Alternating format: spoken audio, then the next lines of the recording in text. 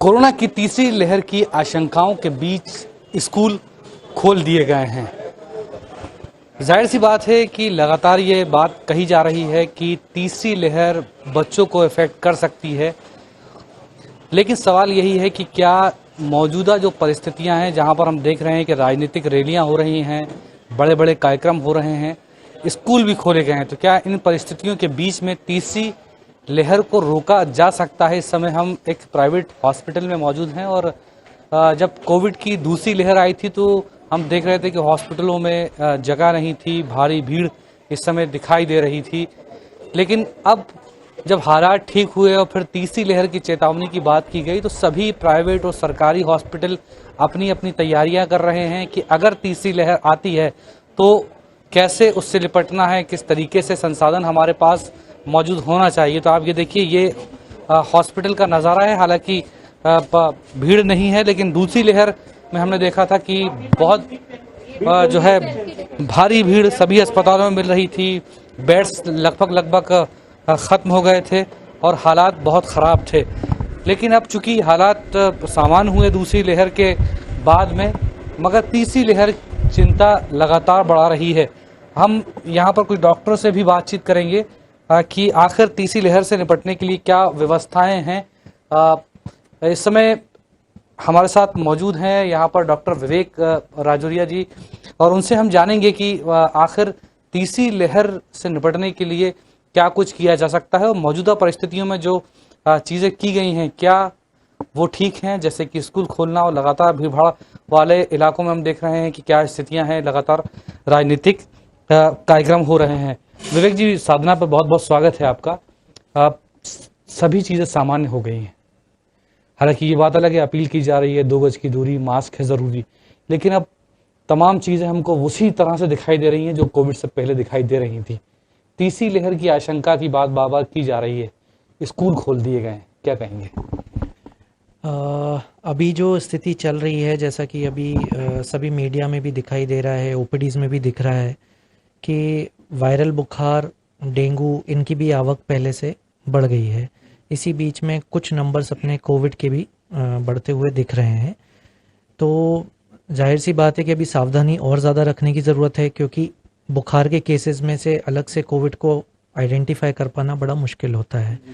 ऐसे समय में अगर स्कूल और कॉलेजेस खोले जा रहे हैं तो वहाँ पर भी हो सकता है संक्रमण बढ़ने के चांसेस रह सकते हैं। कोल्ड कफ के बच्चों में केसेस बढ़े और उनको कोविड से अलग आइडेंटिफाई करना कई बार बड़ा मुश्किल हो जाता है। तो ये सब परेशानियां हो सकता है हमें आए, तो इस बारे में निर्णय लेने के लिए सरकार को एक बार और सोचना चाहिए। बाकी जनता एवं स्कूल के जो संचालक हैं वो भी जो प्रिकॉशन ले सकते हैं, जो भी डिसीजन ले सकते हैं, उस बारे में सोचना चाहिए, क्योंकि इस समय पे भी फिर से बुखार, सर्दी, खांसी एवं डेंगू इनकी वजह से बुखार के केसेस बढ़े हैं। इस बीच में से कोविड को अलग से आइडेंटिफाई कर पाना बड़ा मुश्किल होता है। विवेक जी, बीच में ही कहा जा रहा था कि अक्टूबर नवंबर के बीच में कोविड की तीसरी लहर आने की संभावना है। आप कह रहे हैं कि अभी वायरल इन्फेक्शन के बहुत केसेस आ रहे हैं, तो अभी जिनको बुखार आ रहा है, सर्दी आ रही है, वो कैसे ये तय करें कि ये कोविड है या फिर वायरल इन्फेक्शन? जी, जो हर साल वैसे भी हम इस मौसम में वायरल के केसेस देखते थे, जो सर्दी खांसी के केसेस होते थे, और जो सामान्यतः नॉर्मल दवाओं को घर पे रेस्ट करके ठीक हो जाते थे। कोविड से जो एक लक्षण, कोविड का एक जो लक्षण रहता है कि उसमें बुखार लगातार आता रहता है, कमज़ोरी काफ़ी ज़्यादा आती है, सांस में तकलीफ होने लगती है कुछ दिनों बाद। तो इन लक्षण के लिए हम अभी भी जागरूक करते हैं लोगों को कि यदि दवाओं से आराम नहीं हो रहा है या रेस्ट करने पर आराम नहीं हो रहा है, बुखार आपका नहीं टूट रहा है, कमज़ोरी बढ़ती जा रही है या सांस में तकलीफ हो रही है, तो तुरंत अस्पताल में दिखाएं। ये वायरल की वजह से निमोनिया भी हो सकता है या कोविड की वजह से भी निमोनिया हो सकते हैं, तो इसलिए तुरंत अस्पताल में दिखाएं। जैसा कि मैंने शुरू में बताया था कि काफ़ी मुश्किल होती है एज अ डॉक्टर आपको डिफ्रेंशिएट करने में कि ये जो हम हर साल देखते थे वही कोल्ड कफ फ्लू है या कोविड है। अच्छी बात यह है कि अभी तक जितने भी पेशेंट हम लोग ओपीडीज़ में देख रहे हैं, अगर वो समय से आ जा रहे हैं और सिम्टोमेटिक दवाइयाँ उनको दे दी हैं तो वो ठीक भी हो जा रहे हैं। उसमें एक जो हम देख रहे हैं फ़िलहाल, जो अपनी ओपीडीज़ में ट्रेंड देखा है कि ज़्यादातर लोग वैक्सीन उनको लगा हुआ है, तो उतने गंभीर लक्षण उनको नहीं दिख रहे हैं। 2 दिन 3 दिन रेस्ट करने के बाद, बुखार की दवाई लेने के बाद ये धीरे धीरे उतर भी जा रहा है। लेकिन इसमें से कोई अगर कोविड निकल के आता है तो उसको आइडेंटिफाई करना, आइसोलेट करना ये थोड़ा मुश्किल हो जाता है। इसमें आपका कहने का ये मतलब है कि जिनको वैक्सीन लगा हुआ है, अगर वायरल बुखार भी उनको आ रहा है तो वो ज़्यादा नुकसान नहीं कर रहा है और उसके लक्षण कम असर कर रहे हैं और जल्दी मरीज ठीक हो जा रहे हैं। ये अच्छा, इस सवाल डॉक्टर साहब, सवाल ये भी है कि कोविड जिन्होंने वैक्सीन लगवा ली है उनको भी अगर ऐसा कोई केस आया जिनको कोविड हुआ हो तो उनको देखा होगा? अभी तक अपने हॉस्पिटल में या मेरे सहपाठियों के साथ में कहीं फिलहाल ऐसा केस नहीं मिला है कि जिनको कोविड दोबारा हुआ हो या वैक्सीन लगने के बाद फिलहाल कोविड हुआ हो। बाहर से जो अभी स्टडीज़ आई भी हैं, जैसे आप यूएस में देखें तो फ्लोरिडा स्टेट में और बाकी कुछ स्टेट्स में केसेस जो बड़े भी हैं, तो वहाँ के जो इन्फेक्शियस डिजीज स्पेशलिस्ट हैं वो इस वेव ऑफ अनवैक्सीनेटेड बोल रहे हैं। मतलब उनकी वेव जिन लोगों को वैक्सीन नहीं लगी थी, जो जिनको वैक्सीन लगी भी है अगर उनको लक्षण भी हुए तो बहुत माइल्ड हुए हैं, भगवान की दया से सीवियर इन्फेक्शन नहीं हुए हैं। तो अभी अपने यहाँ भी यही ट्रेंड देखा गया है कि जिनको कोविड वैक्सीन लगी है वो फिलहाल सीरियस कंडीशन में कोई ऐसे एडमिट होते नहीं दिखे हैं। आपने शुरुआत में एक बात कही, मैंने सवाल भी आपसे किया था कि स्कूल खोले गए हैं और अभी 18 से नीचे के जो बच्चे हैं, जो युवा हैं, उनके लिए वैक्सीन अवेलेबल नहीं है। तो ऐसी परिस्थितियों में ये फैसला एज अ डॉक्टर आप किस तरीके से देखते हैं? एज अ डॉक्टर मैं अभी भी सावधानी रखने को बोलूँगा। अगर ज़रूरी नहीं है तो मुझे लगता है 2 से 3 महीने और इंतज़ार करना चाहिए, क्योंकि अभी बच्चों पे किस तरीके का असर होगा बीमारी या वैक्सीन का, जो कुछ जाइडस कोविड की जैसे कुछ वैक्सीन आई हैं तो उनका कैसा असर होगा अभी फ़िलहाल हमें पता नहीं है। तो मेरे हिसाब से जो मेरे बाकी जैसे कि डॉक्टर नयेश त्रियान सर का भी परसों इंटरव्यू आया था कि हमें कुछ दिन इंतज़ार करना चाहिए बच्चों में, क्योंकि बच्चे बल्क में जाते हैं स्कूल, भीड़ लगती है और उतने प्रिकॉशन, उतनी जागरूकता, उतने क्लोज कांटेक्ट होने से हम रोक नहीं सकते उनको। फैलेगा तो फिर वो काफ़ी लार्ज नंबर में फैलेगा। तो इसलिए अभी कहीं ना कहीं हो सकता है जल्दबाजी हो सकता है हम 2-3 महीने अगर इंतज़ार करें तो बेहतर रह सकता है।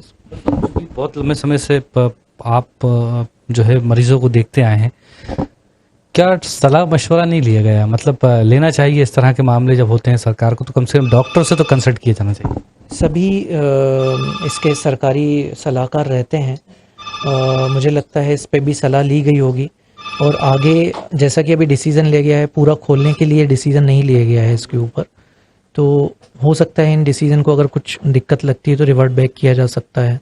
सलाह लेकर के उन्होंने 50% ऑक्यूपेंसी का प्लस जो घर के बड़े हैं, मतलब माता पिता हैं, उनकी परामर्श के मतलब सहमति के बाद ही बोला है।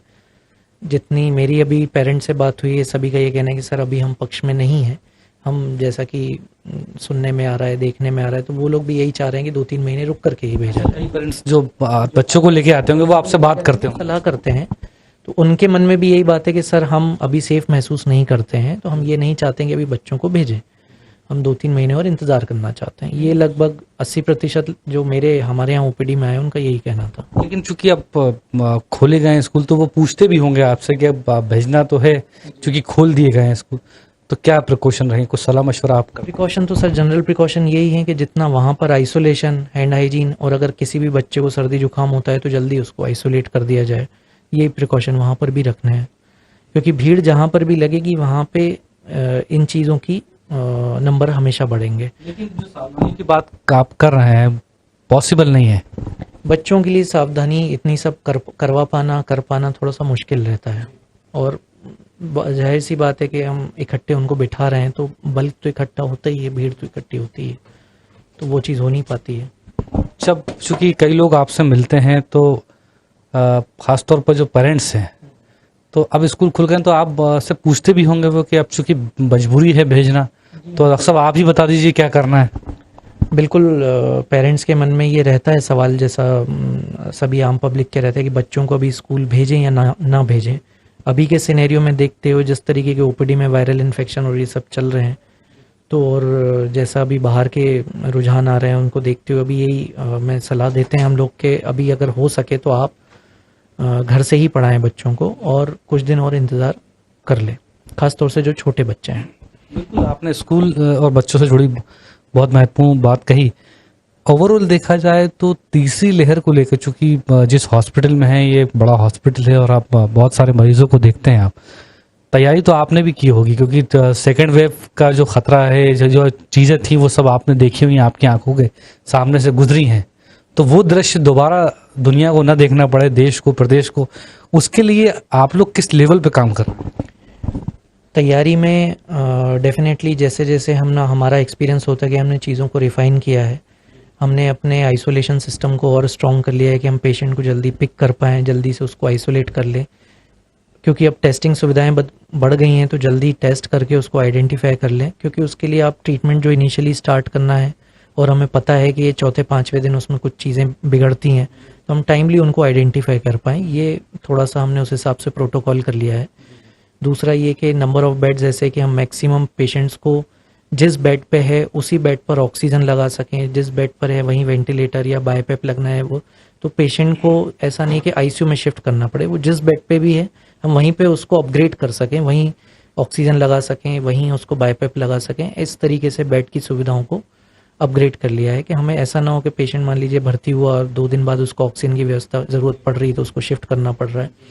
हमने हर बेड को ही oxygen bed plus BiPAP bed plus ventilator bed ऐसा प्लस मॉनिटरिंग के साथ अपग्रेड कर दिए हैं कि अगर किसी मरीज़ को ज़रूरत पड़ भी रही है तो हमें बेड्स की कमी ना हो और हम वहीं के वहीं उन चीज़ों को, सारी सुविधाओं को अपग्रेड कर सकें।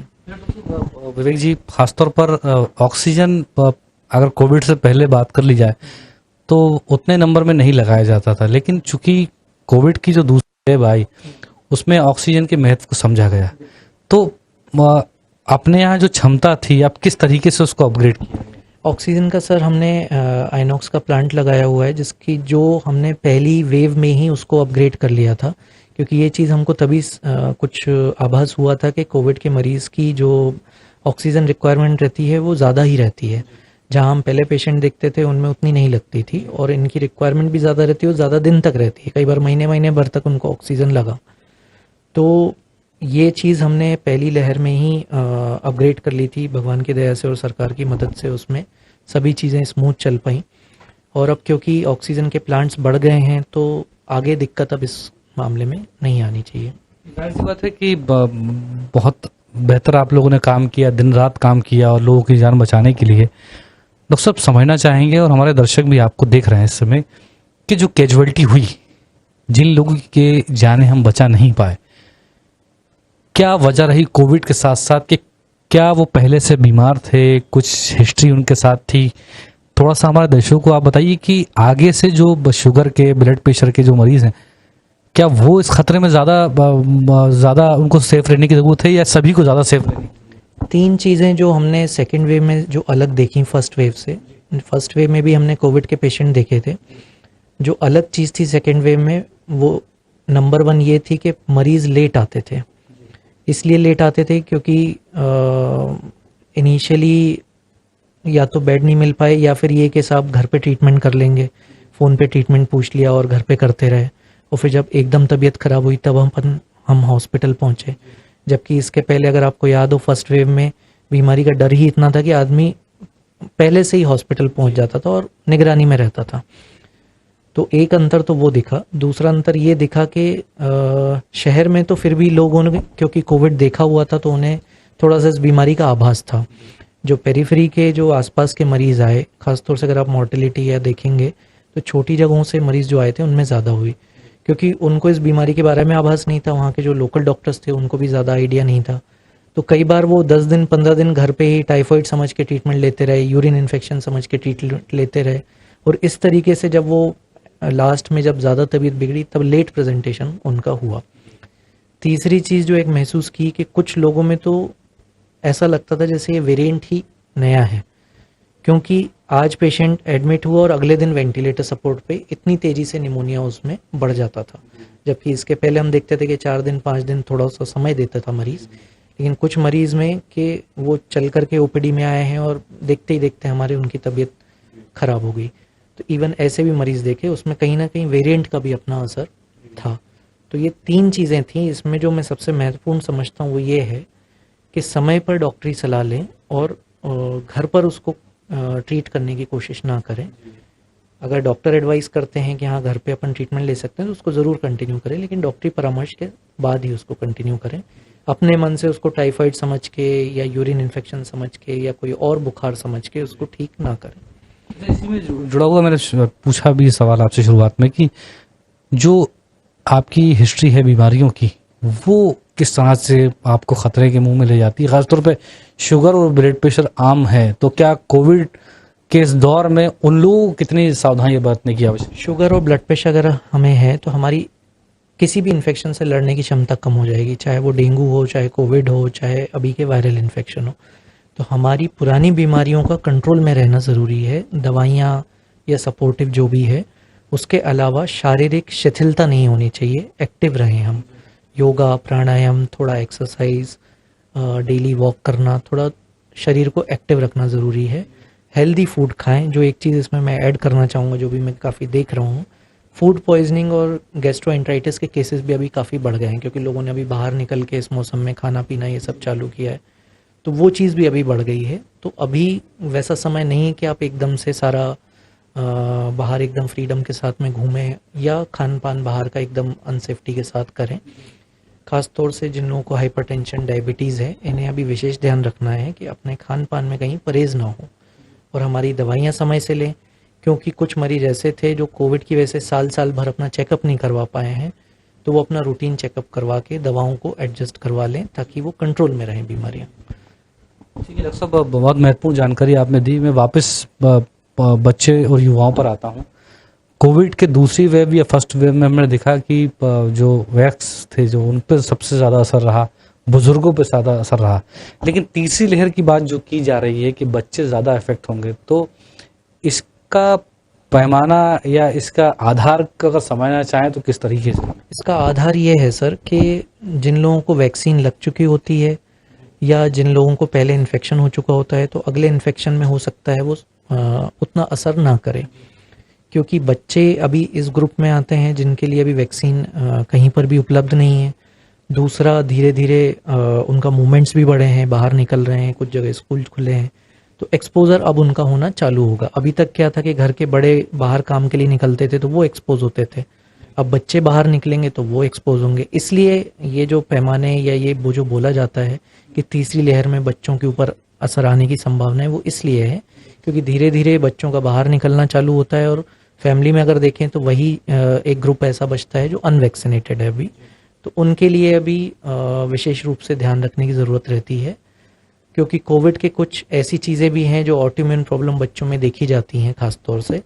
तो ऐसा नहीं है कि कोविड से केवल सर्दी खांसी या बुखार ही होता है। कुछ वायरल बीमारियों में जैसा कि GBS एक होता है जिसमें हाथ पैरों के पैरालिसिस, या कावासाकी सिंड्रोम जिसमें हाथ पैरों में रैशेज आना, मुंह में छाले हो जाना, बुखार का ना उतरना, इस तरीके के सिंड्रोम बच्चों वाले डॉक्टरों को देखने को मिलते हैं, जो कि पहली वेव में अगर आपको याद हो तो कुछ नंबर्स महाराष्ट्र में देखने को काफ़ी मात्रा में मिले थे।